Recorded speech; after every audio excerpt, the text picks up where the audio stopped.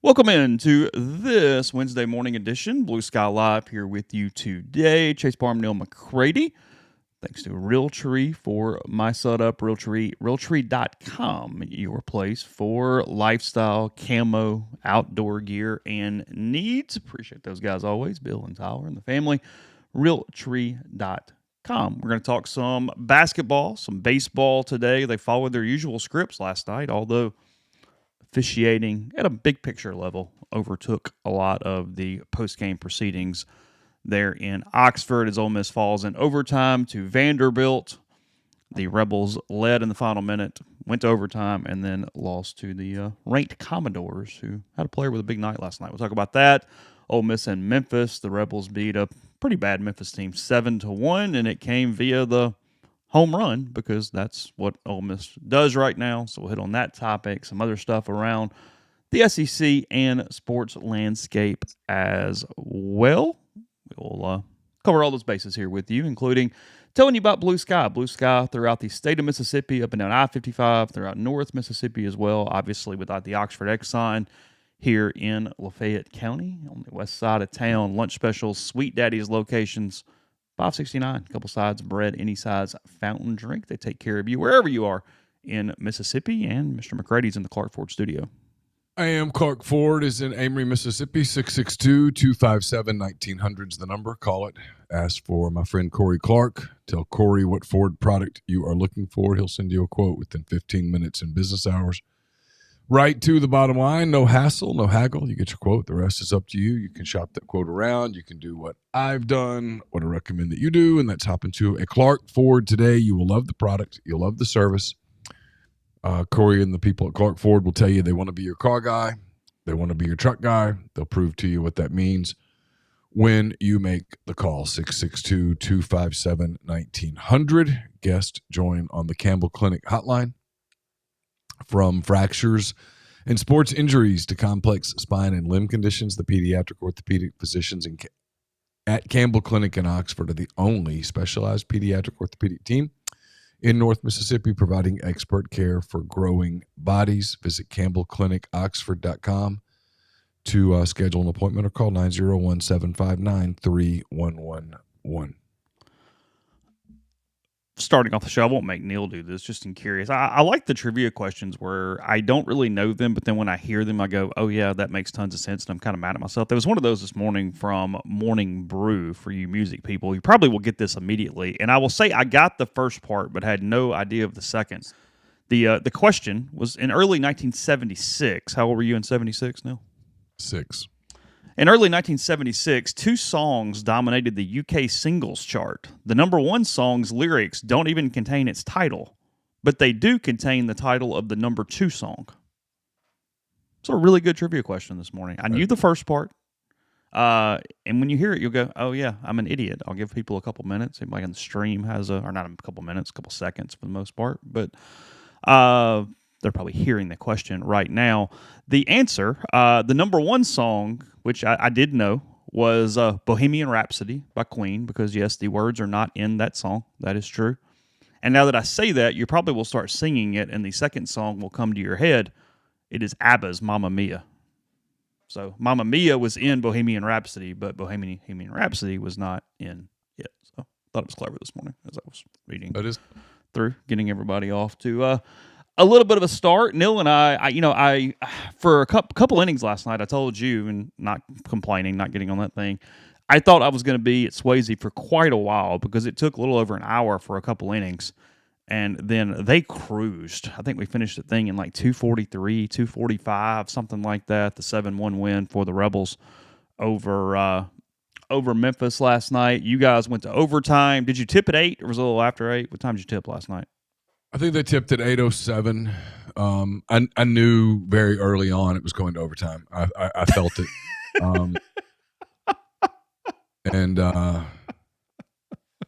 would have bet, and if you'd frozen time when Patton Pinkins took the shot at the end of the first overtime, if you'd frozen time and said, what do you think? I'd said it's in. We're going to play. We're going to be here forever. Yeah, it was a late game. I guess let's start there. Set the scene. Go ahead. Auburn and LSU started an hour later. It's ridiculous. I mean, I get everything's for TV. I get it. I'll be honest. I think 8:07 is late for a tip. If I'm honest, 9 something is ridiculous for a tip. I know that the league was cramming a bunch of games in because they're trying to be politically correct, and nobody's watching the women's tournament on the first day. Everybody, I mean, you're not changing. I know you have TV partners and blah blah blah, but come on. Well, that's where a lot of this was. That's hey, but TV puts the bill. I mean, it does, and so it's a greater conversation though, because a lot of our conversation today is about the sport going into the tournament, the watchability. It's not about Ole Miss losing a basketball game. That is irrelevant to the conversation that we're having. We will talk a little particulars, but really only in the broader landscape. But I think start times are a great place to begin this conversation because BWL says, why can't you do 5 and 7? Well, I mean, 5 makes it difficult for a lot of people, but sure, yeah, do 5, do 5 and 7, but especially in Oxford, because I think I talked about this. I don't remember the research, but population within a drivable distance on a weeknight is very low in Oxford compared to most SEC venues. Whether you're winning or losing, again, students were at baseball last night because it was 79 degrees at first pitch and basketball had a losing season. It had nothing to do with anything else. If basketball was winning, the students would have been hopping like crazy and full, and it would have been a freaking zoo if the situation was like last season or even, frankly, 2 years ago to some aspect. So that is why that happened. There's no other reason. Don't look deeper than that from a student standpoint. But no matter how good the team is, it's tough to get a full house at 8 o'clock on a weeknight. It just, from a population standpoint, it is very, very, very problematic. 9 o'clock is almost impossible, especially like they did whatever they did there with Auburn and LSU. Auburn did not have a full house in a complete must-win game if you think they have any prayer of making the NCAA tournament. I guess don't go blow by blow, but in general, give me enough to understand where the post-game went last night from Chris Beard. Well, I asked about the officiating. The game was, I use the word marred. That would be the word that I use. It was marred by reviews, appeals, confusion. I watch a lot of basketball, and I don't know that I've ever seen a player who has fouled out shoot free throws. Malik Dia. Yeah, I was baffled. So he fouls out. They go to review for a previous play. So it's late in the first, in regulation, and Dia I thought was fouled. I actually thought he kind of got mauled on a drive to the basket. I can't remember the exact score. I think the game was tied. Trying to remember how this went. I'm so confused now, and I'm operating on very little sleep. Well, see, because I was listening when I was driving home during the Pinkins go back free throw, but I didn't hear the Dia one. So the Pinkins one was in overtime. Yeah. The Dia one was in regulation, and he missed a shot. I don't remember exactly what happened, but Vanderbilt's driving the other way, and 20-something seconds expired. And they went back. Vanderbilt appealed from their bench 25 seconds later, and it was determined that Malik D, a Vanderbilt player in transition, number 10, I can't remember his name. It doesn't matter. I mean, I'm sure it does matter to him and his family. I'm sure they're wonderful people, but I don't remember right now, and I don't have the box in front of me. Keep talking. I'll tell you if you want to know. It doesn't matter. I like Vanderbilt's team. They're kind of Okereke? Okereke. Yeah. Good player. EK or AK Okereke. It was determined by the officials that was a flagrant one. I did not believe what I believe doesn't matter, but just for the sake of it, I did not believe it was flagrant. I actually thought Malik was getting up at the same time that guy was running by, and it just happened. But regardless, they called a flagrant, and by that point, there had already been another foul on the other end, so Ole Miss was shooting free throws. So Ole Miss shot free throws, and then Vanderbilt shot the 2 technical free throws that go with the flagrant, got the ball, took a shot that would have won the game at the end of regulation, missed, and of course we went to overtime because of course we did. In overtime, the biggest play of the game in overtime was Ole Miss committed its 17th turnover of the game, and Tanner turned it into a 3-point play. That was the biggest, because it set the tone for the overtime. But regardless, Vanderbilt had a 2-point lead and took if I recall correctly, and I'm pretty sure I do, took a shot, missed it. Ole Miss got the rebound. Elias Camerdine got the rebound and was fouled. And they called the foul to send Camerdine to the line. He missed the first free throw, and during that process, someone on the Ole Miss bench told Beard, you should appeal. Patton Pinkins got hit in the head, got elbowed. And Chris is pissed off at the officiating at this point. More, and this is the important part that I do want to make sure we get right. Chris Beard's not an idiot. He's not delusional at all. In fact, he's very smart. And frankly, he's incredibly real. He knows his team, barring a miracle. Come on. Barring something along the lines of Moses parting the Red Sea, is not going to the NCAA tournament. I mean, we're talking about the biggest upset in college sports if Ole Miss wins the SEC tournament next week. Chris isn't an idiot. He knows the odds of that are. You and me have a better chance of both winning lotteries next week. So, but he's frustrated at the lack of flow, the way the game's gone. So he asked for the review, and they review it. Now, this is after Vandy asked for a review on a hook and hold, though, right? That was earlier. Okay, that was earlier. Okay, my bad. Got it. Go ahead. Because that also was same situation. They had the switch free throw thing. Sorry, go ahead. What? Vanderbilt earlier in the game asked for a review on a hook and hold, and it was determined that their guy committed the offense, and so Ole Miss got free throws. Yeah. None of this is really explained in the building, and that's not an Ole Miss prize. It's just the SEC, the way that they do it. There's no communication.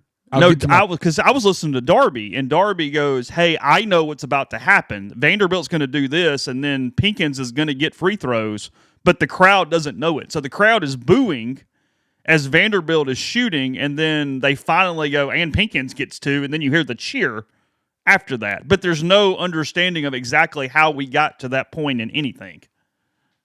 Yeah, in fact, on that play, Ole Miss was shooting free throws, and Ole Miss fans were confused and were yelling at the refs. Yeah. And I was like, I get it. I'd be confused too. You know, and it was one of the negatives of being in the arena where you don't have the radio or the TV to sort of inform you what the hell's going on. Mm-hmm. Anyway, Camerdine makes the first. Ole Miss appeals. The appeal is unsuccessful, and they tell Chris Beard that they viewed that it was just a basketball play. Correct. Camerdine misses the next free throw. Here's the next one. The kid that got the rebound for Vandy Vandy had 3 players foul out. It was a total ref show last night. 3 players foul out, so they had a backup big in the game. He gets the rebound. Ole Miss, during the review, had talked about, hey, if we miss and this guy rebounds, foul him immediately. So Corey Chess did. He fouled him. But the referees, even though the referee did this hand signal thing where, you know, it goes up with the fist like foul, even though they did that, the officials said, nope, Vanderbilt called timeout first. So Chris wanted to appeal that, and he's like, no, you can't appeal that. That's not appealable. And that's where he just kind of was like, I don't even know. I don't even know what the rules are. And so the post game basically was me asking Chris about things specifically. After the game, while Chris was talking essentially to me, and in fairness, I think somebody else asked a question, but it was mostly me. Forth. Yeah, and where I was like, at one point I was like, I don't mean this. I think I said, I don't mean this to sound smart, Alec, but did you ask if you could appeal that? And he said, I did. And then that's when he gave me the answer about, I don't even know, what's appealable and stuff. Turns out that the league office had already texted Ole Miss officials that the foul on Pinkins absolutely was a punch. I think they used the word punch. And that it should have been a flagrant, which obviously would have put Patton at the line with 2 shots and the ball. Probably changes the outcome of the game. Who knows, right? But Ole Miss wanted to send, I can't think of the kid's name, number 37, I think. He was a 57.1% free throw shooter. They wanted to send him to the line. Maybe he makes them. Maybe he doesn't. Who knows? But that's who Chess would have fouled had they called it. That's who Chess did foul. But they gave the ball to Vanderbilt. They said, they called timeout. And so Vanderbilt got the ball to Tanner. He makes 2 free throws. Ole Miss comes down. Pinkins takes a 3. Back rims. Ball game.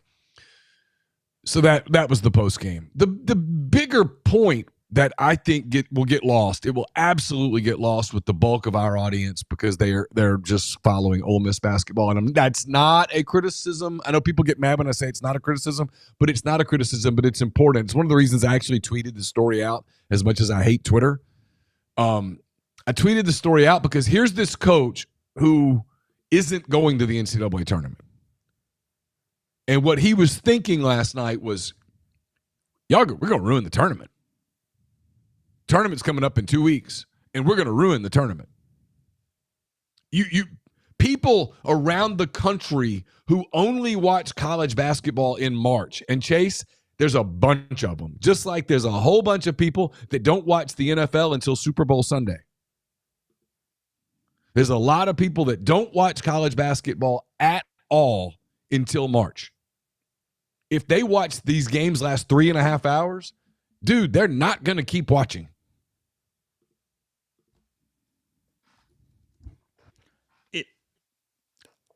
I told you earlier, a lot of this is an in-arena issue because if there's multiple games on and you're on the TV, you're just flipping. You're just going to flip to something else. You'll come back. You're less – it's why the TV timeouts don't bother people watching on TV as much because they simply just flip around and whatever. It's a huge problem inside the stadium, but it's not a problem everywhere else. And that's where Chris is correct, but I don't know the level because, frankly, it depends on what else is on at the moment. Okay, they're going to have an appeal. Let me go here. We'll come back. I'll go get a beer. You know what I mean? Like, it's just not – it's not the same element. This is what's maddening to me about it, honestly. There's an easy fix. There's a model that they should follow. It works. In the NBA, the coaches have a challenge. If you get it right, you get to keep your challenge one more time. If you miss it, you're out of challenges for the whole game. At the end of games, sure, the Secaucus, New Jersey, where their officiating thing is, they can flag something and go back and look at it, but coaches can't. So those people sitting on the end of the bench with their iPad,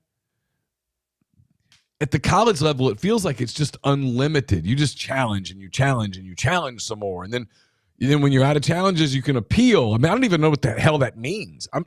I've covered an entire season. I don't know what it means, but I felt better about that because Chris Beard didn't know the difference, which means most of them don't.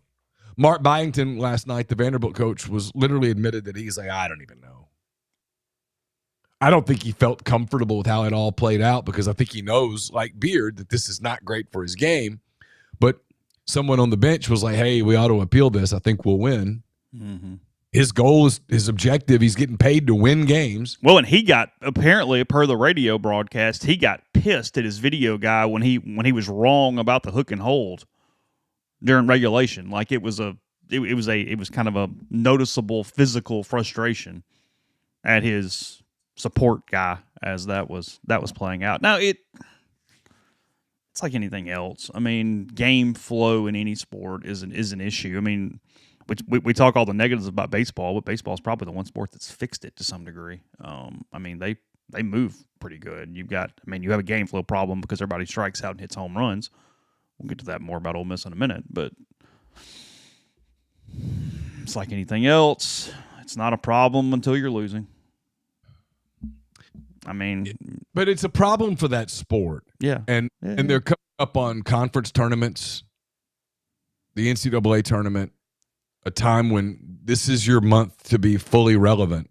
And they need to get this right. And I agree with Chris, by the way. He said, hey, you're going to see changes in the college game because this is going to impact the tournament. And when something impacts the tournament, the NCAA responds. And this is going to impact the tournament. It becomes the talking point of the tournament. A tournament that's supposed to be one shining moment and players and, the ball is tipped and all that stuff. And instead it's going to be about officiating. And when something becomes all about officiating, it's never good. Yeah, you know where that's going.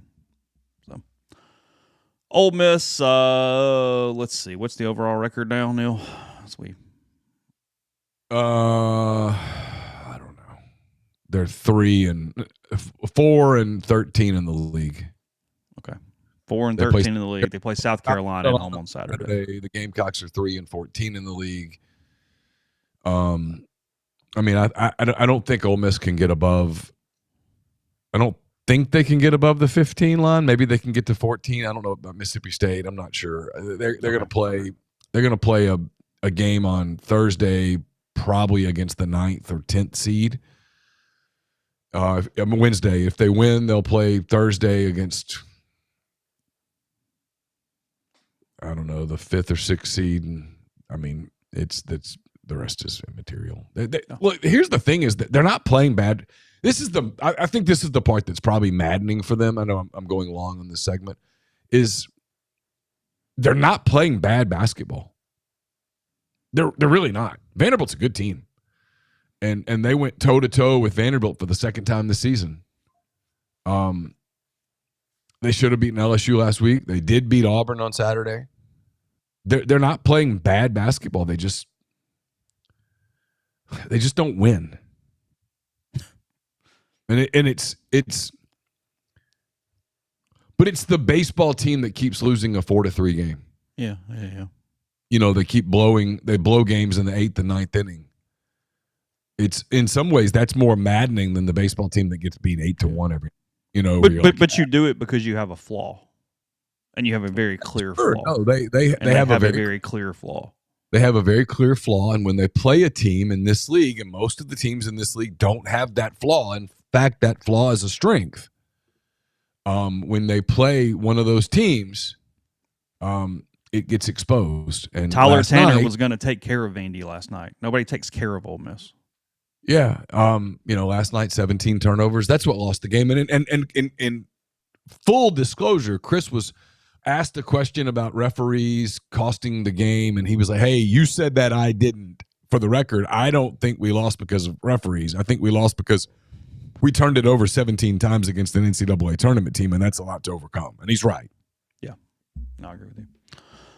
All right, we'll hit some more in a second. First, tell you about Chicory Market, chicorymarket.com, located there in the Midtown Shopping Center on North Lamar. Great produce, great meat selections, courtesy of Home Place Pastures, John Steele Creamery's in there, Vine Bottle Shop, dry goods, and that new menu for their sandwiches, their pressed paninis, their other deli sandwiches available. You can eat in the atrium. You can take it with you. Great options, great sandwiches, and great offerings there at Chicory Market. Again, that's chicorymarket.com. BWL in the stream, I agree with you, by the way. I'm starting to agree with you. I'm back and forth. We'll talk about at some point. Maybe we'll talk about it tonight on Hand Raised Guys or something. I don't know. I kind of agree with you. Anyway, Ole Miss had a great portal season in football. You can too. Do you have an old IRA or 401k with a former employer? I sounded very Southern right there. Is that money stuck with the bad team and not living up to its full potential? Put that account in the transfer portal. Let a fellow Rebel professionally manage it for you.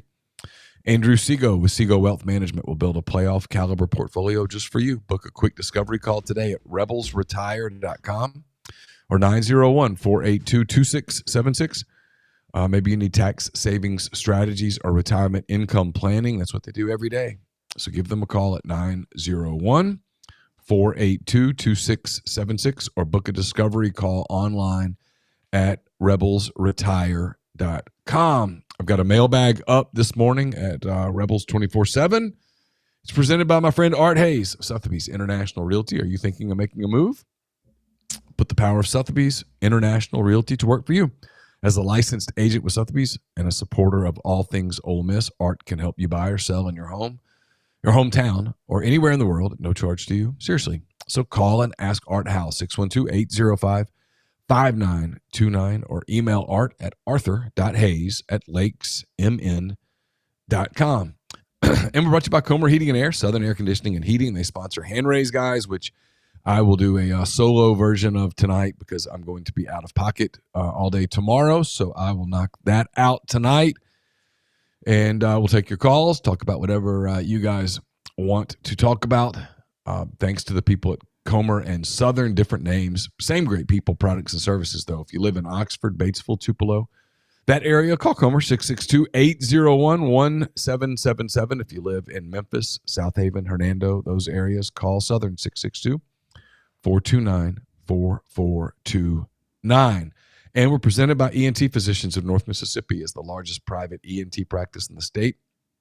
Their goal is simple: delivering fast, expert, comprehensive care for patients of all ages with ENT, allergy, sinus, dizziness, balance, and voice-related needs. With same-day or next-day appointments with ENT urgent care for that annoying cough or sore throat, in-office CT scans and same-day allergy testing, and access to their comprehensive audiology team offering a full range of services from hearing aids and custom hearing protection to potential surgical options, ENT Physicians of North Mississippi are committed to removing barriers to care. They now have new locations in New Albany and Starkville, in addition to Tupelo, Corinth, and more. You can get more details at entnorthmississippi.com or call 662-844-6513. Podcast also brought to you by NeSpark, the fastest, most reliable fiber internet option available. Whether you're streaming the Rebels or connecting with family and friends, they offer both residential and business packages with speeds up to 2 gigabits. That's up from 1 earlier. To learn more, register for service. NeSpark.com. NeSpark, get connected, stay local. All right. Around the league real quick before I transition over to some other things. Florida did cover last night. They win by 34 against the Mississippi State Bulldogs. They scored 61 points in the second half last night. The Gators winning 108-74 over Mississippi State. Florida now 15-2 in the SEC. And what? What's Mississippi State in the league? They are 5-12. Okay, 5-12. They are 5-12. Mike White probably going to have Georgia dancing 98-88. Huge home win last night against the Alabama Crimson Tide. They pulled that off by 10. Definitely dancing. No, probably. They're 21-9, 9-8 with whatever they got left on Saturday. They're in. Tennessee disposing of South Carolina. Ole Miss's remaining opponents 78-59 in Columbia last night. 11-6 in the SEC. Tennessee, again, as Neil said, South Carolina 3-14. Oklahoma hammers Missouri and Norman last night, 80-64. They led by 9 at the break. Outscored them also in the second half there to win by 16. Missouri easily in 10-7 in the SEC. Oklahoma 6-11. And a big win for Bucky Ball last night, 96-85. Texas A&M beats Kentucky. Yep. A&M and Kentucky both 10-7 in the SEC. And then as we mentioned last night or earlier, because it had a 9 o'clock tip, Auburn 88-74, winners by 14 over LSU, 3-14 for the Tigers. Auburn 7-10 in the SEC. Speaking of roster, money and rosters, it at least should be a little better. LSU is one of those. I was listening to Moscona this morning, and he said that LSU's basketball roster was around $9 million because they had given McMahon a lot more than last year. Last year was the year they completely had punted. And they went about 9 on this roster, and he was unsure if they would run it back with him and try to up again or just call it a day and fire Matt McMahon. So I don't know where that's headed, but I like Porter Moser's chance to survive at Oklahoma more than I like McMahon's chance at LSU, and I give Moser about a 50-50 coin toss. So you're not giving Matt McMahon a positive odds? I mean, he's got a chance because 40%'s a chance. Sure. So You have to. Oh, it's a decent chance. Yeah. I mean, we learned in politics that if somebody's a 60-40 favorite, they still lose 2/5 of the time. Yes. I mean, there's a world where he gets another year, but it's BWL's point, and he's right. This is where the landscape has changed, and this is where the decision-making changes, and I don't know the answer to this. Like, this would be a fascinating conversation if you could have a conversation with, like, if you could sit down with the round table of, like, 4 athletic directors and go, we're not going to talk about specifics at all. We're going to kind of talk hypotheticals. In today's college athletics, and Chase, feel free to tell me if you think I'm wrong. No, go ahead. I think that what's happened is because there's so much roster turnover in damn near every sport, but definitely basketball, but pretty much everything. I mean, football, the turnover is incredible. If you win, you're okay. From a crowd, investment, emotionally invested, you're fine. If you don't, there's no sentiment at all really left. You don't know the players, and you check out faster than ever before. And as a rule, in life, when you check out, it's hard to get people to check back in. That's why, restaurants are always offering, hey, they, if a customer complains, right? I've worked in the restaurant business a little bit back in the day. A customer bitches about something. Back in the back office, they go, I hate that bitch. That woman drives me insane, right? But they'll give them some coupon or something because they know if you ever leave, it's harder to get you back.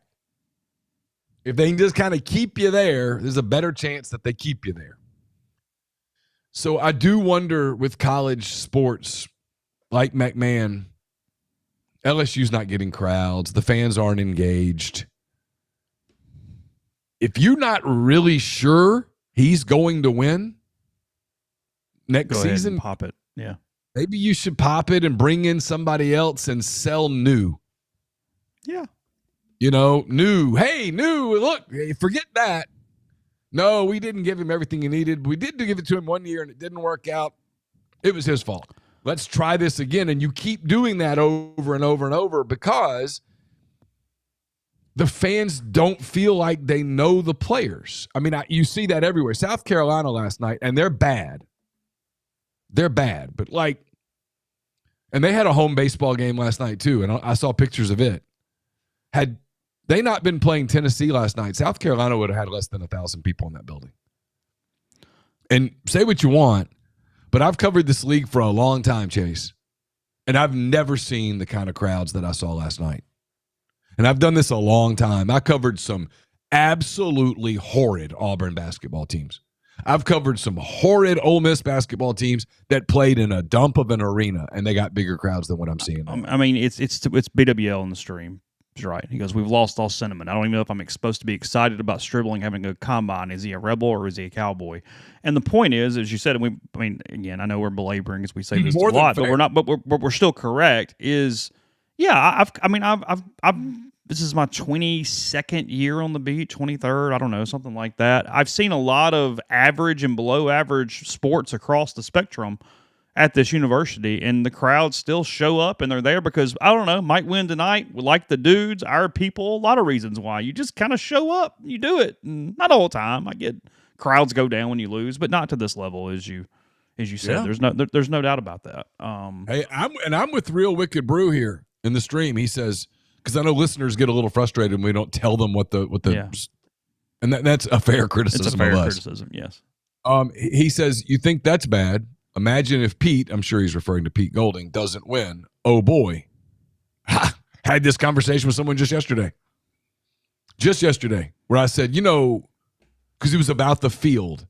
Like, hey, your field's really changed, hasn't it? I said, in ways that I don't think people in the field fully get.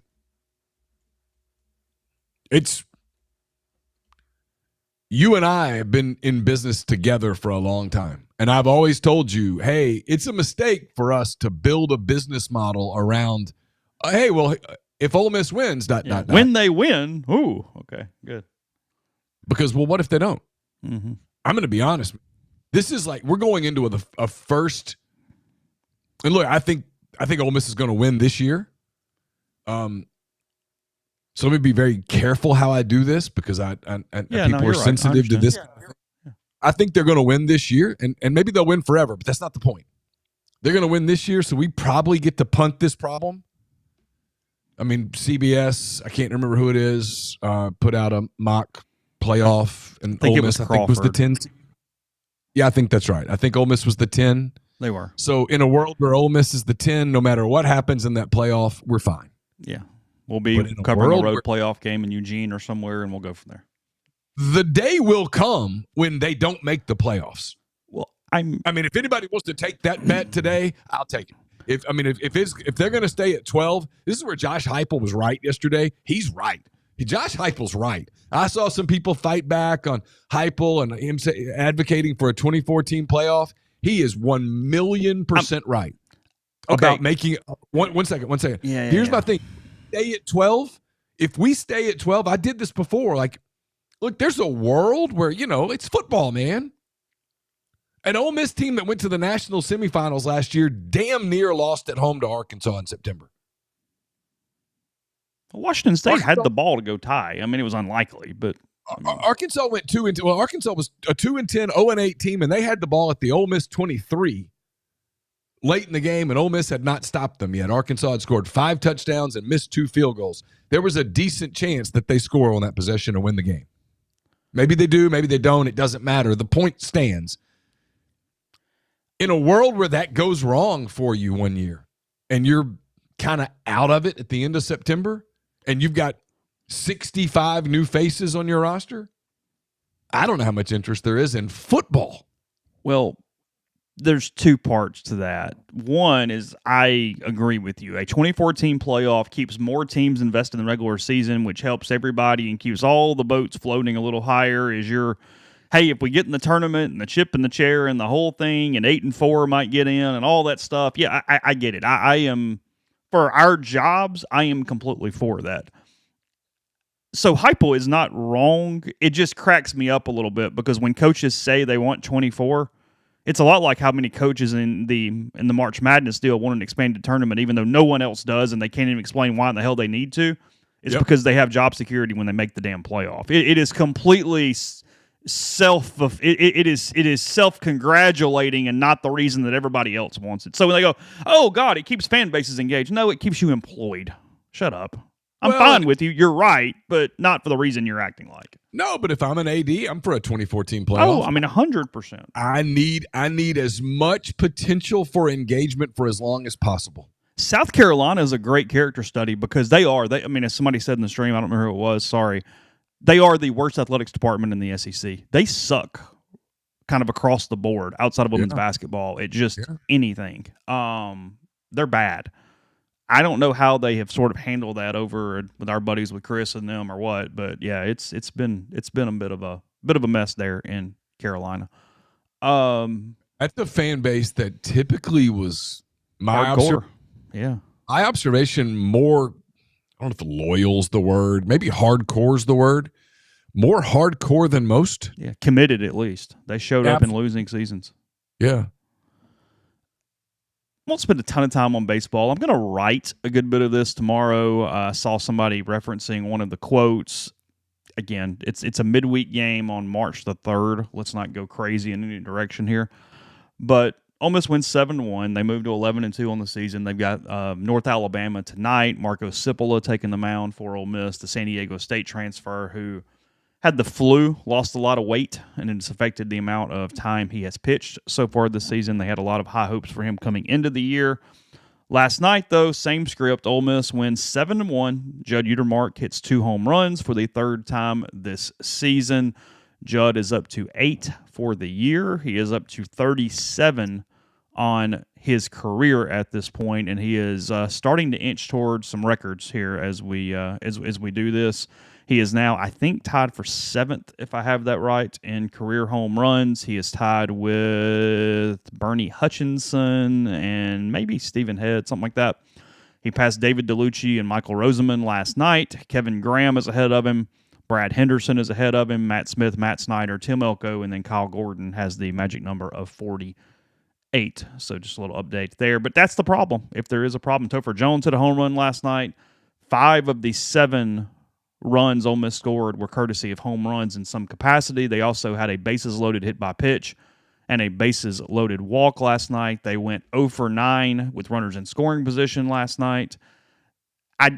This is an unfair statistic because they had some hits with runners in scoring position against Southeastern Missouri. I just do not have that box score in front of me right now. But on that Tuesday, they hit it and moved runners and did all that stuff. So, flawed stat, okay? However, sure. Missouri State on Sunday, the weekend against those 3 teams in Texas, and then last night, 2 for 47 with runners in scoring position during that stretch, taking out the SEMO game, which, again, that's like saying, hey, they failed all the tests, but that one they made a 98 on. I get it, but that is where we are sitting. Again, I'm going to write about it tomorrow. I've got Around the Horn coming out tomorrow. I'll write on it then. But, what I found interesting last night, and it's subtle. I don't think you would pick up on it unless you've been around him for a long time, because Mike Mianko is nowhere near as demonstrative with the media as he used to be. He is very calm. He, frankly, is impersonal for the most part. It's done on purpose. I've talked to him about it and why, and we've had that conversation.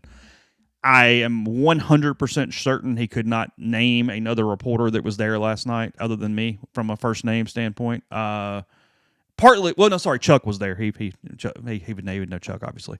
But part of that is because everybody was at basketball, but even so. All right, so Mike was frustrated last night, and he was a little snappy and a little not really. Usually he's really good with questions. He'll play along, and he'll sit there, and he'll give you everything you want to give you. And I think what was frustrating from a media standpoint is I think he was frustrated about the things we're asking about, yet he wouldn't just say that because he's trying to protect his players a little bit, and he's trying to not freak out on March 3rd where they see a quote. Because we asked Judd Utermark, hey, you're like 2 for your last whatever runners in scoring position. Like, what do you do here? And he's like, yeah, look, we talk about it. We hadn't had a lot of practice days. We need to kind of hone in some stuff. He gave a good answer. It was completely fine. He was good. Judd's a good quote. So then we talk. We asked Mike about it. Chuck did, to his credit. He asked the question and was basically like, hey, runners in scoring position, blah, blah, blah, blah, blah. And Mike goes, yeah, it's not a problem when you hit 3 home runs. And it's like, actually, that is the problem. You know what I mean? It's like, come on, Mike. And Mike went into this deal about how he thinks you only have a problem if first he defended that they did have a walk and a hit by pitch. So they had RBIs with runners in scoring position. It just wasn't a base hit, which, again, fair. Yeah, it's fair. He goes, we did work those at bats, and he's right. No doubt there. But he said, as long as, and I'll use the quote again in written form, as long as your average with runners in scoring position is higher than your overall average, he does not believe you have the level of problem that everybody's talking about. And I get what he's saying, and it is a valid argument.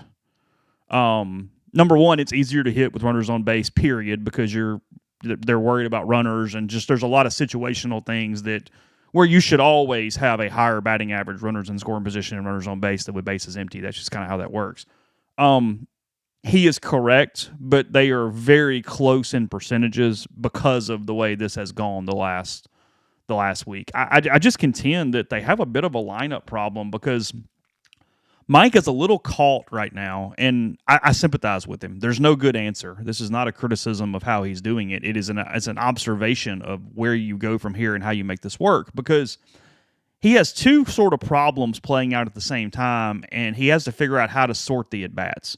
He has guys like Daniel Pasella, who you've paid a lot of money to, as we said yesterday, that you can't give up on. It's March 4th, so you have to give them opportunities. But then you got a lot of freshmen that maybe are talented, and you got to figure out what they are. So frankly, they need 5 games this week. You got a lot of stuff moving around here, and how you kind of sort that. It's the Bull Durham scene in real life as we play both sides against the middle. But what he's doing currently, let me get this one sentence and I'll let you talk, is I have a question more than anything. He's stuck between an analytical lineup and an old-fashioned lineup. And there's no good he's not playing either one. He's not just putting everybody at the front that hits, and he's not doing a traditional, hey, our cleanup guys, the big burly whatever, and we're doing that. Judd in the 2-hole I get why you do it, but he is so damn swing and miss or home run that you're just not moving the baseball. And everybody hates when I use that, but there's just no movement or station to station going. And if you're going to do that, you've got to pound everybody up there and just put all the best guys and see where it goes. Otherwise, you got to find some way to sort of sort this thing. And I think he is having a hard time figuring out where that middle is. You know, it's interesting you say that because I was listening to an interview with Chipper Jones the other day, and he was asked a question about who was the best clutch pitcher out of the big three: Greg Maddux, Tom Glavine, John Smoltz. And somewhat surprisingly, he said it was Smoltz. And they said, why? And he said, well, because Smoltz got more swing and miss, that you could play differently on the infield at third base, which is what he played. You could play differently on the infield at third base with the man on third, less than 2 outs with Smoltz pitching than you could with Maddux or Glavine, because with Maddux or Glavine, there was a really good chance that there was going to be contact. And not only would there be contact, but that there would be soft contact. So you had to be in a position to cut down that runner at home, as opposed to with Smoltz, there was a much better chance of swing and miss. And so at the college game, my observation, feel free to tell me you disagree, I think the defense is considerably worse than it is at the major league level. So therefore, when you don't ever put the ball, every time you strike out, it's even more magnified, because you're wasting an opportunity to force the defense to make a mistake that they're fairly apt to make. That's my observation. The part I was going to ask you about Pasella is, I wonder whether this is bleeding into this is bleeding into the college game, which is, hey, the front office, and I did that in quotes for those who are listening, spent a large sum of money on this player. Mm-hmm. Therefore, this player must be in the lineup to justify that investment, as opposed to in a previous era, maybe he gets a larger percentage of the 11.7 than he deserves, but it's much easier to go, hey, this isn't working. Let's give John Smith here an opportunity. I don't know. I'm not covering them. I'm not in it. I do wonder if that part's bleeding into decision making. I could be no, it's wrong. Very possible. I mean, but here's why it's hard to decipher. Number one, no one's ever going to admit it, and number two, he theoretically is one of your more talented players. So you're also just simply giving more opportunities to a guy in crazy small sample sizes in a world, and it's where it's sort of baffling, because again, we'll say it here, turkey in the stream. He says Pacella's super late on pitches. I'm talking 86-mile-an-hour fastballs blow by him, and it's not because he's worried about off speed. He can't catch up. But he has feasted off that type of pitching his entire career. That's what makes no sense, is that he hasn't faced LSU and Mississippi State and Texas and whomever yet. It's been against mid-level arms for the most part in these non-conference series, which tells me he is pressing like hell. He is trying to freak out, or he's not trying, but he is freaking out. Yeah. And thus it's bleeding into every at-bat, because he's supposed to be this one guy, and instead he's hitting like 143 and not playing every day and has one home run, and it is what it is. Well, he's getting paid to be that guy. And people in the locker room know that it's a different pressure than just at Illinois State when you're just one of the dudes. Well, it's a different pressure when you're in the major leagues and you go from a rookie scale deal to suddenly you get a big deal, and everybody in the clubhouse knows you're making X million and you're supposed to produce like that. And then when you don't, you start to really press yourself. Listen, I mean, can't remember what major leaguer was saying it, but he said the higher up you go in the game, the more the game's, I think it was Greg Maddux, the game is played between the ears. Mike talks about it a lot, and I don't think it's overplayed, but we probably don't reference it. When you are at these smaller schools, you just don't have any inherent pressure in those ways. And it's hard. I mean, look, and this goes for several SEC schools. It's hard to play here. There's an added pressure. There's people. Sure. They give a shit. It's a football-type fan base when it comes to baseball, and you've got to take on everything that goes with that. People hanging on every pitch for the entire season. Look, if you play at Southern Illinois or Louisiana Tech or UL Monroe or Middle Tennessee, they don't have that. And that's not. I'm not saying that it's bad. It's part of what makes this Yeah, it just a is. cultural thing here and at LSU and at, Mississippi State and other programs is that, and when you're winning and everything's going good, man, it's awesome. Like the fans are there and they're spraying beer everywhere and everybody loves you and everything's awesome. But when you don't, there are people asking, hey, what the hell's wrong with that dude? And it becomes a thing. And yeah, it's different. It's different playing in Kansas City than it is in New York. Mm-hmm. It's different playing for the Lakers than it is playing for the Kings. It's absolutely different playing in the SEC than it is at the schools I just named. It's just different. And there's a pressure that comes with it. And some people are wired in a way where that pressure doesn't impact them. Some people are wired in a way where they actually thrive in those conditions. And some people are wired in a way where that's a lot. Yeah. And some people just takes a while. So we'll see where it plays out. Yeah, but I mean, you've got dudes like him, and look, it's not abnormal. It's actually the norm. It's odd when they come in immediately and they're just awesome the whole time. Not everybody's Dylan DeLucia. You just hand him the ball and get out of the way, and he figures it out and loves it. I mean, that's not normal. Most everybody's not Dylan DeLucia. Yeah. Most people aren't wired that way. It's hard to find those people. And I mean, like going full circle a little bit, I think it's part of the basketball problem at Ole Miss is that it took I think you're just now seeing a couple of guys get comfortable. Yeah, I agree with that. And some of that is, I mean, look, in a week, Chris Beard is going to be asked about this. And, last year, I don't know. I mean, maybe baseball's a little different, but you don't have a ton of time to get to know the people. I mean, you get a couple of Zoom calls, maybe you get a quick visit, but you don't get – it's not like the recruiting of yesteryear where you really recruited a kid.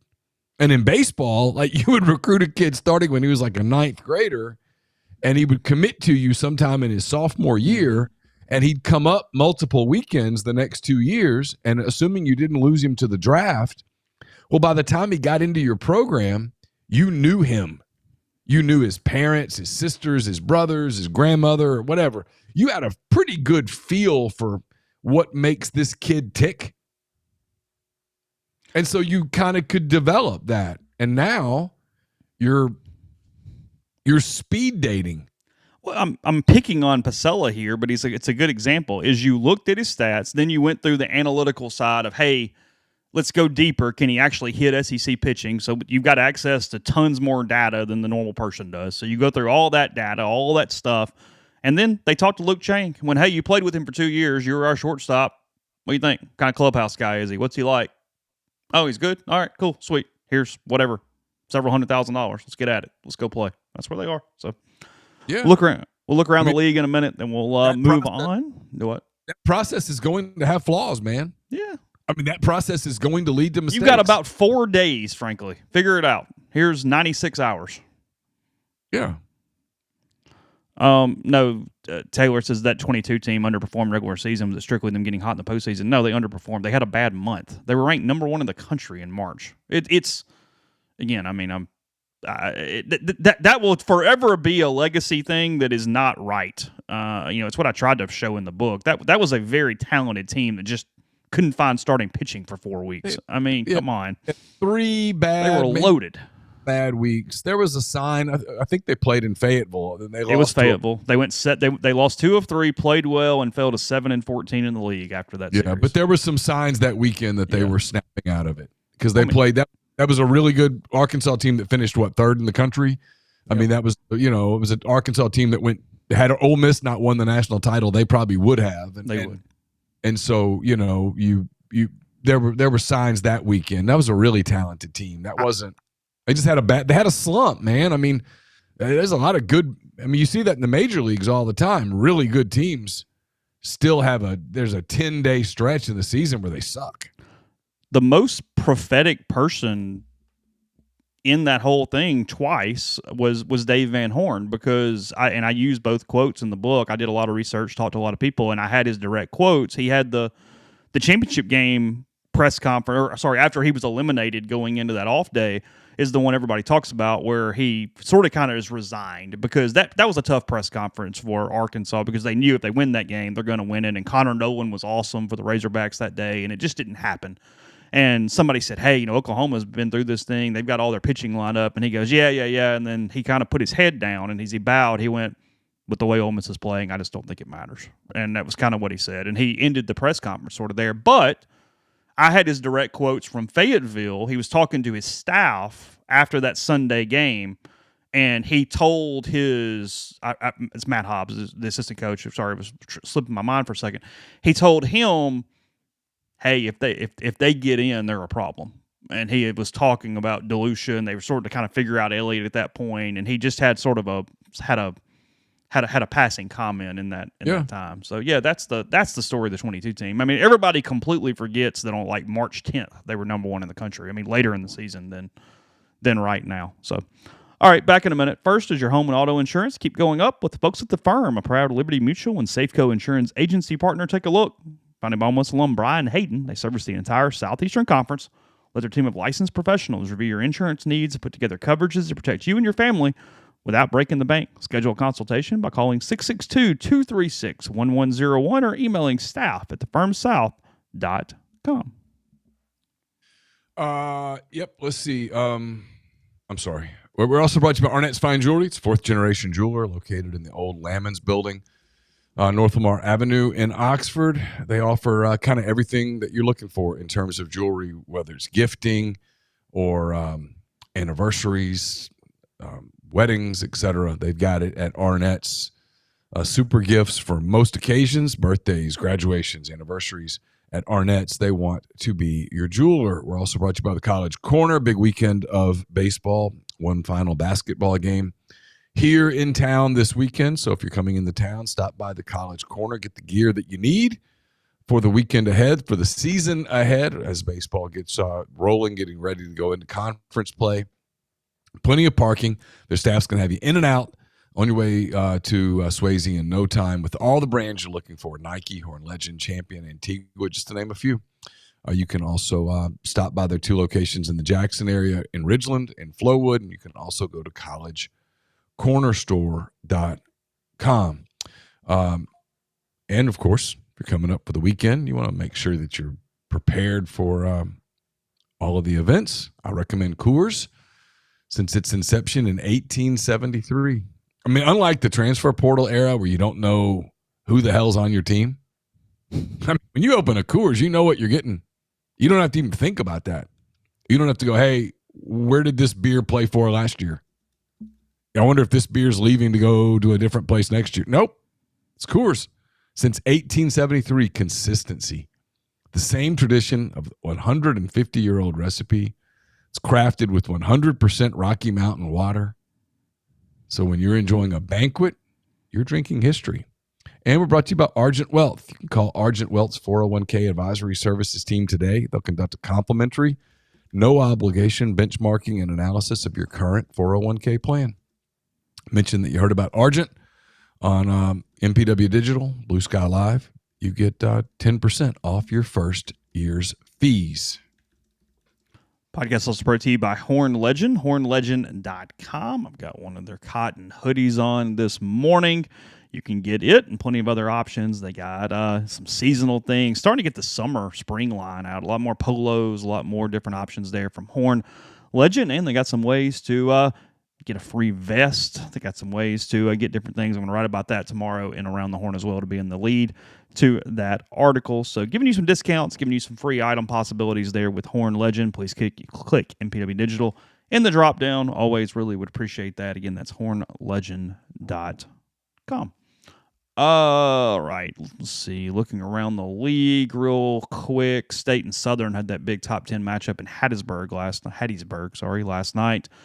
That also is where Ole Miss is headed in the midweek next week. They are on Tuesday down at Pete Taylor Park in Hattiesburg. Who won? That up. Yeah, they won. Sorry. Yes, they beat Mississippi State last night. Wow. 7-6. The Golden Eagles now have won 11 in a row since losing their opener to UC Santa Barbara. Mississippi State has lost 2 in a row, but it's to number 1 UCLA and number 11 Southern Miss. One neutral site, one on the road. What Otherwise, yep. What I heard you say is UC Santa Barbara is going to Omaha. The Gauchos are good. They are decent, I think. Yep. Yeah, I don't think the Gauchos are bad at all. Yes, Princeton. I'm again reading from the stream. I apologize. I know we do a shit job of it. Princeton was the last series of the 2020 season before it was canceled. Tim Elko hit a ball over the batter's eye in the last game. They run rule Princeton. Well, the last series they played UL Monroe on Tuesday, and then kind of found out everything going to hell following that game there on that Tuesday. Vanderbilt lost to Central Arkansas 5-4. They're 7-6 overall. I'm wondering if they're really down. I don't know a ton, but it's been some concerning offensive and pitching depth issues for Tim Corbin's crew here, which, again, they weren't going to fall off the table. I wasn't going to have their demise. However, I did think they were the team most impacted by this NIL era in the SEC because of the way their advantages had worked in the previous era. That's not surprising in some ways. No doubt. Texas is still undefeated. They're 12-0. South Carolina's not good, but they did win last night. Georgia, Florida. Anybody in the league lose? I think Vanderbilt might be it as I'm scanning. Yeah, Vanderbilt was the only team in the league to lose last night. Everybody else won their midweek games. All right, let's move on a little bit. Okay, I had promised yesterday we were going to get Trey Lamar, House Representatives District 8, who was the chairman of the Ways and Means Committee in the NIL bill. I'm going to work on getting you that podcast today. He was driving back from the Capitol. He was going to see his son play. He plays baseball for Magnolia Heights. They had a game last night, so he was trying to get back to Tate County to watch his kid, and we had some cell phone issues.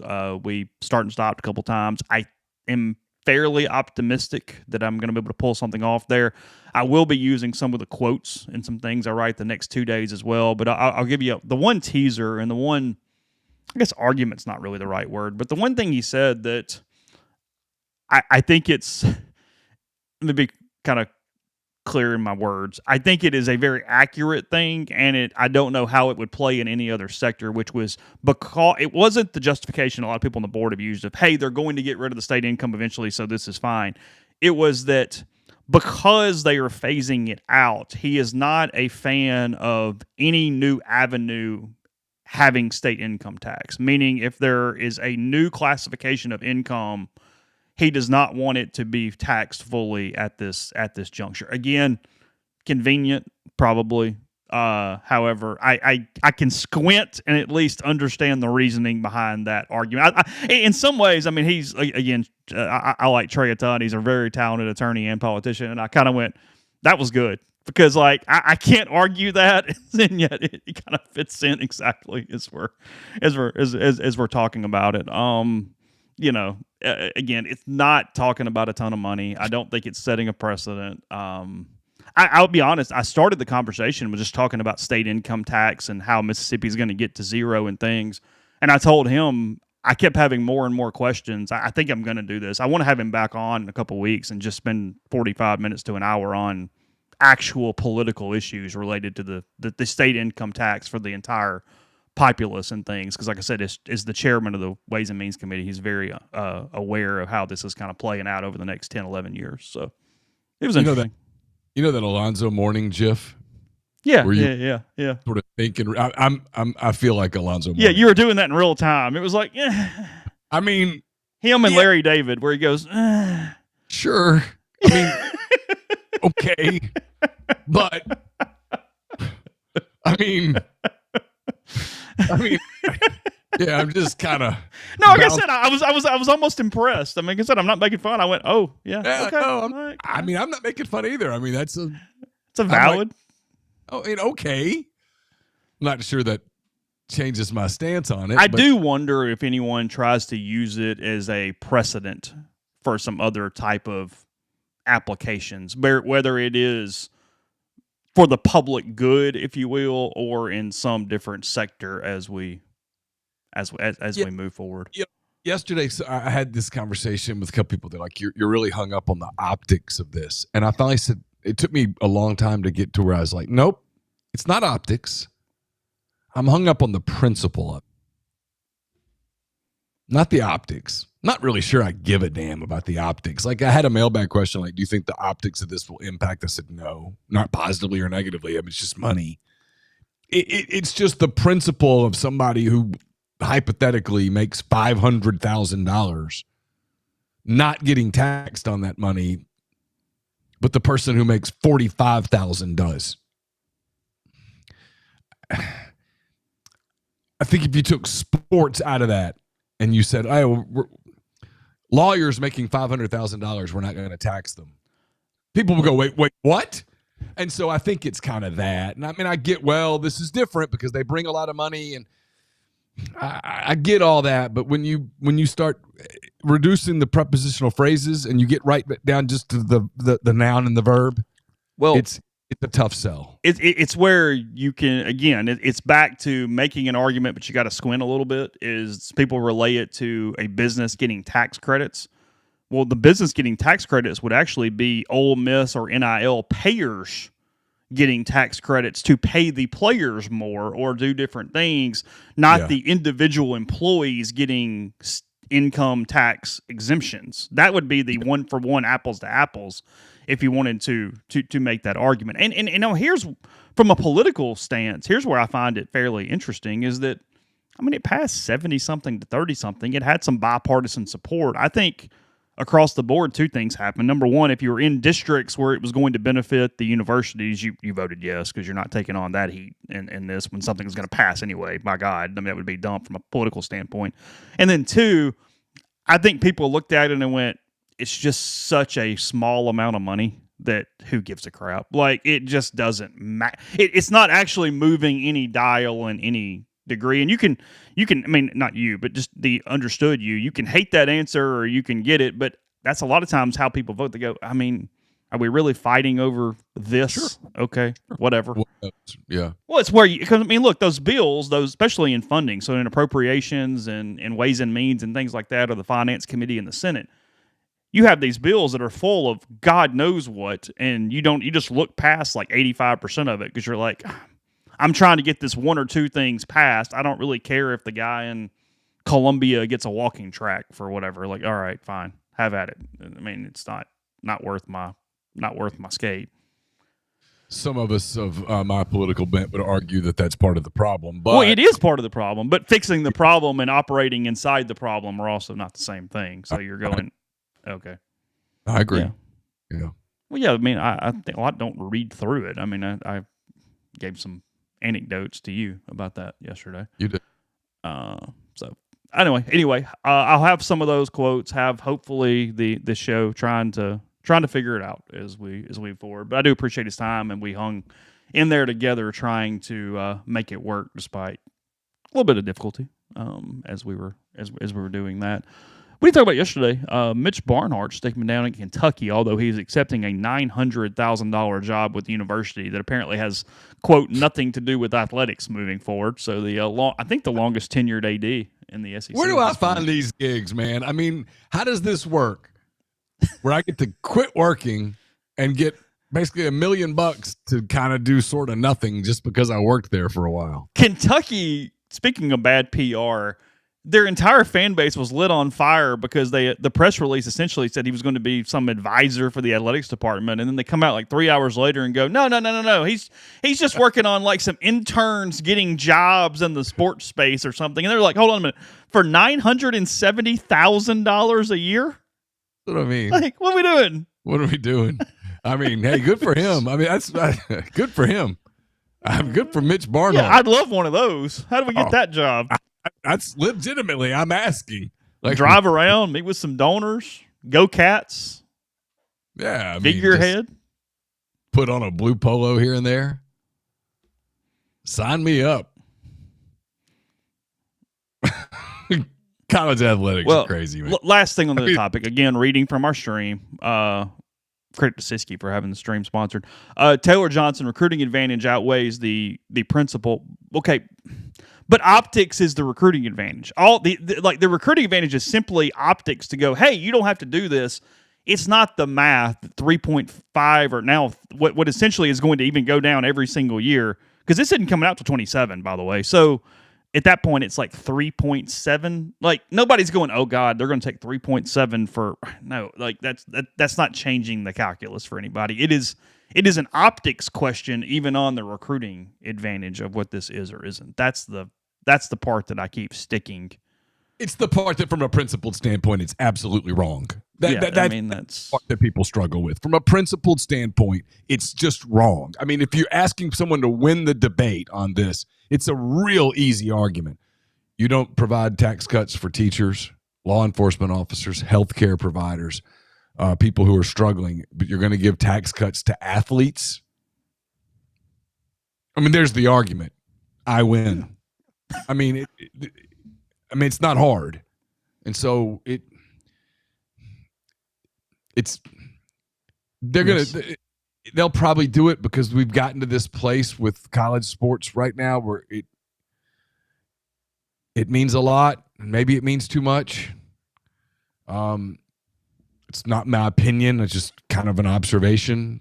I'm not alone in this. But from a principled standpoint, there's no doubt that it's wrong. And that's why people look at it and make fun of it and say it and whatever. It's because if you're great, you want to give tax cuts, give them across the board. I'm for it. I mean, hey, you want to get me on board with you? And look, it's the one place in a couple ways, and I'll say this again. I mean, we have a really good relationship, but it's where I disagree with Trey, is that he pointed out yesterday that, this is also some sort of protection tool, because what if they get in trouble with the IRS? And I just completely don't care. I mean, number one, because Ole Miss does a fabulous job of taking taxes out to make sure you're not in this mess from a federal level. Like, I will give Ole Miss tons of credit because it is the right way to go about it. Just go ahead and from the beginning make this a non-issue for everyone.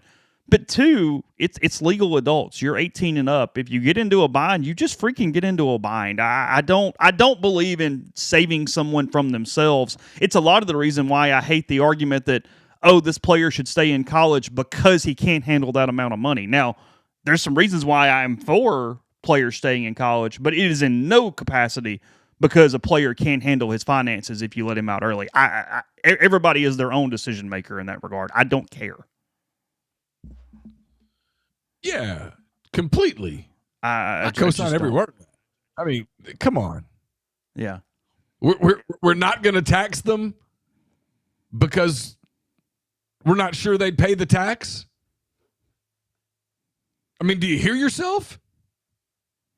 Yeah. Again, one of like 5 reasons, but yes, that was inside the conversations we did yesterday. So I mean, look, 2 things. One, you can't call them professional athletes, which is what they call themselves, and then go, but you don't have to pay taxes because you're not mature enough to handle taxes.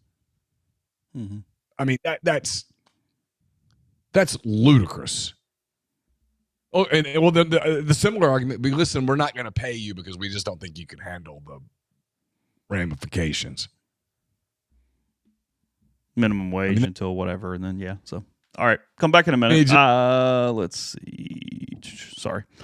All right, Jackson Graber Group, GMFS Mortgage, John Graber in Oxford, local trusted mortgage lender right here in town. Help all home buyers with first home, new construction, refinances.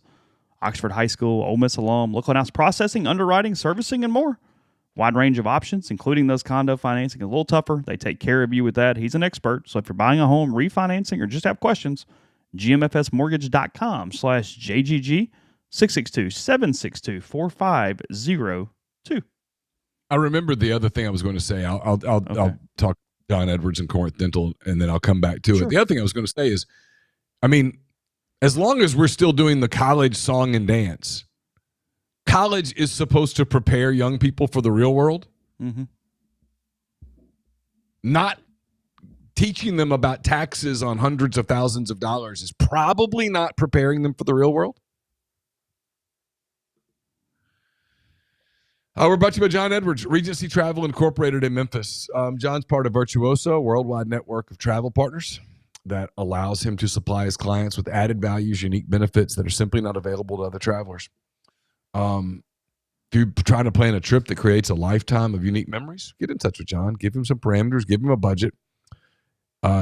Let him give you options you probably won't find on your own. 901-494-3387 or send him an email at jedwards@regencytravel.net. First-time clients can save $50 off their first book trip just by telling John you heard about Regency Travel on MPW Digital. Get the beautiful, healthy smile you deserve at Corinth Dental.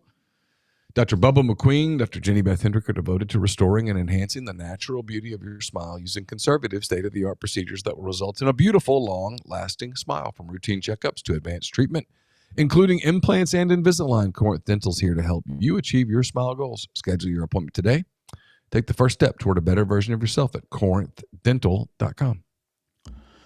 Ole Miss yesterday, first reported by Chris Hummer of 24/7 Sports, picked up Jackson Moore, a kicker from Appalachian State. He started his career at Kentucky and then switched over to the Mountaineers. He kicked for half the season at App State in 2024. He was 4 for 6 overall on field goals, 2 for 4 from 30 to 39, and then 2 for 2 from 40 plus. He has 2 years of eligibility remaining.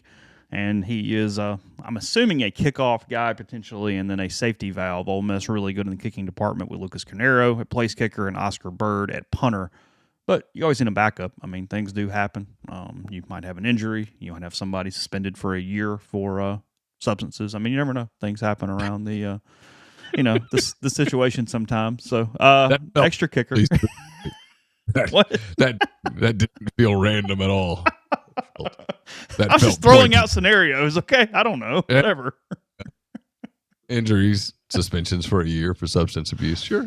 Speaking of, Jerkson Profar getting suspended twice now for PEDs. I'm with. Turned out it wasn't random. I'm with David O'Brien here. I mean, how stupid can you be? This is mind-numbing. He loses all this time, and then now is facing 162, a full season for a second PED bust. Good God. Come on, people. Yeah. Come on. Jurickson. My guy. What are we doing? Yeah. What are we doing? Yeah. Don't you just know the response in the Braves front office was, you've got to be effing kidding. I mean, wow. Anthopoulos just going back in his chair and going, oh, okay. Yeah. Someone said, Alex, did you plan for this? No. Wow. Yeah. Do you care about the World Baseball Classic? Is anyone going to watch this? I'm trying to care. The country seems to care in the sports realm, but I didn't even know it was starting tonight until I read the internet this morning. Oh, it starts tonight? I read a story about they're managing Paul Skeens. He won't be able to pitch the final because of the way pitch. Okay. He's eligible to pitch in the semi. Credit to baseball for letting everybody play. I said the same thing for hockey in the Olympics. I do appreciate it. Good. Yeah. Thank you. I love the cap, the USA cap. Okay. It's really cool. But I'm trying to care. But there's only a bandwidth of how much you can care. And does it help that we're coming right after the Olympics, so we're still somewhat in the brain of country v. country? Maybe not. I mean, a little bit, but I mean, the media got so mad at the hockey team because they went to the White House that I kind of checked out on that one for a minute.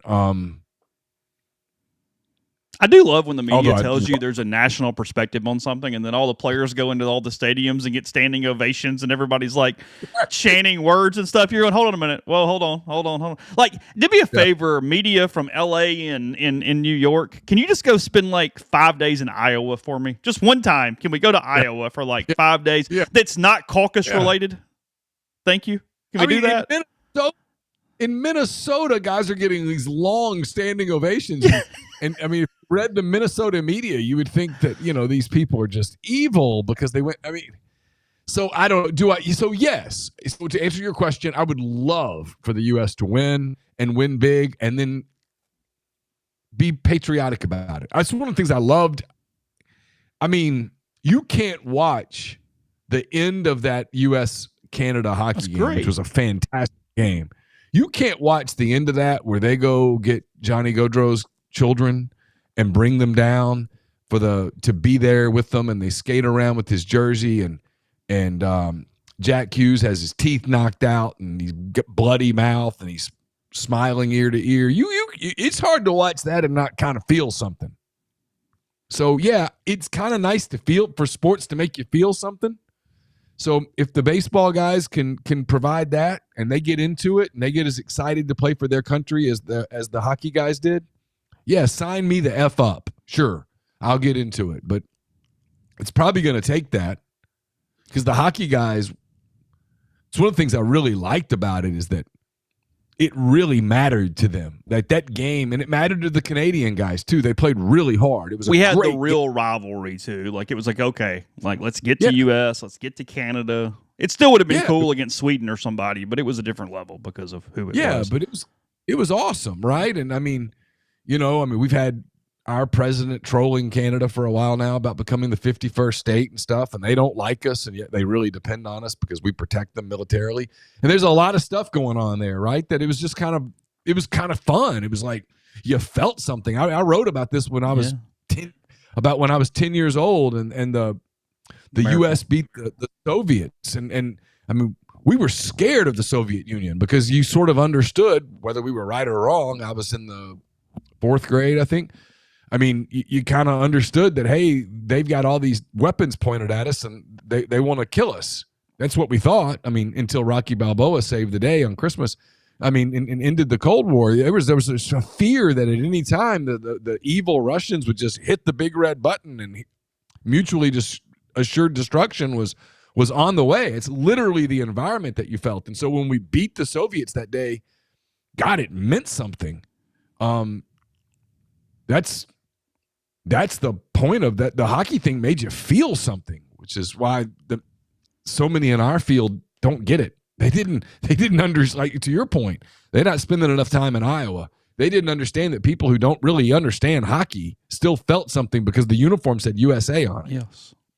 We love countries playing each other and we love brackets. We get the first game tonight, Chinese Taipei and Australia kick it off 9:00 Central, FS1. There is 2 more games tomorrow and then 8 games on Friday. Japan is the defending champion.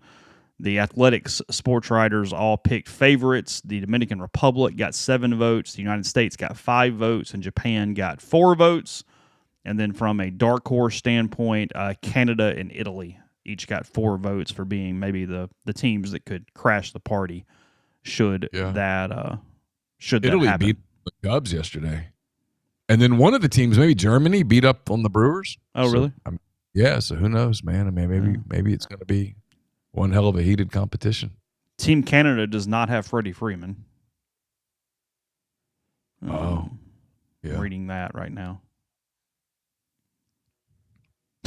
Somebody says Team Italy. The lineup's actually pretty good, and the coaching staff is full of. Oh yeah, I vaguely remember that dudes. So. Oh yeah. Okay. I think Andrew Jones is managing Curacao. Oh, is he really? I'm pretty sure. Okay. I doubt Chechnya is going to be a contender in this. I'm assuming they're not. They're in the tournament, but I'm not liking their chances to be the breakout team. Somebody says take a look at the roster, and the closest thing you'll find to a familiar name is Martin Cervinka, and that's because 1 second ago you read the name Martin Cervinka. So.